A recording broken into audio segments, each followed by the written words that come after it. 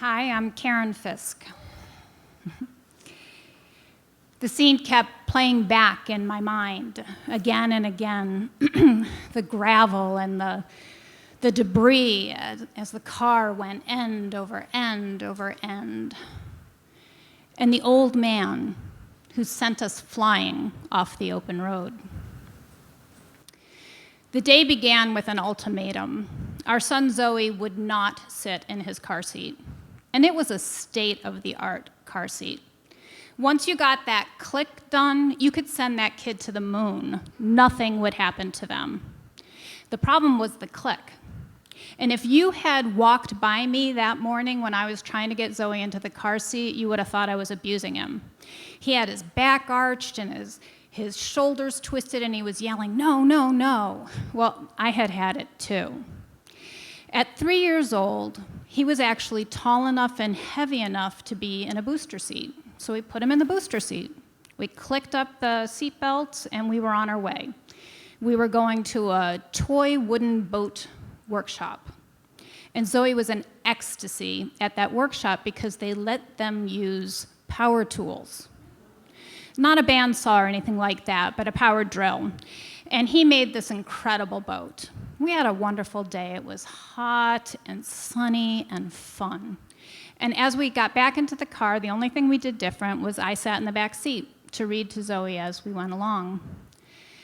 I remember looking up in the rearview mirror and smiling at my husband, Andrew, and he smiled back because we had had such a wonderful day. I remember looking over my shoulder and seeing an old man walking along the side of the road. And then it happened. The churning of the gravel and the debris and the car turning, and suddenly the sudden crash and arms pulling me out of the car and yelling for Zoe and somebody putting him into my arms, and then we were in an ambulance, and then we were in the emergency room, and the nurse was running over to me saying, "Was your child in a car seat?"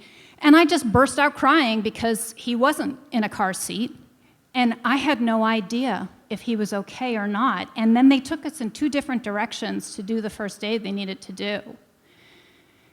The next time I saw Zoe, he was in a hospital bed, hopping up and down in the hospital bed. He had a teddy bear under one arm and a lollipop in the other hand, and I remember thinking vaguely, that's not safe. Him hopping up and down in a bed with a lollipop in his hand. He had a bump on his forehead and his eyes were starting to go black, but you know what? He looked pretty good. But then I realized, where's Andrew? Thankfully, just a few minutes later, the curtains opened and there he was. And he looked shell-shocked, but he looked wonderful. And we went home. And in the next days, I just kept going through that accident. It was so scary.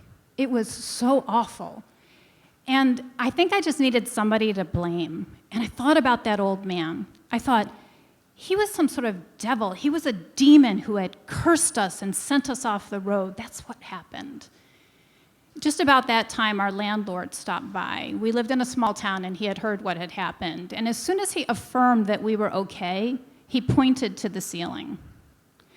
Above us, there was a young woman who had a little boy. All summer long, I had been trying to make friends with her. The 2 kids were the same age. I thought they'd have fun together. But she never let me catch her eye. She was sort of a little vacant, really.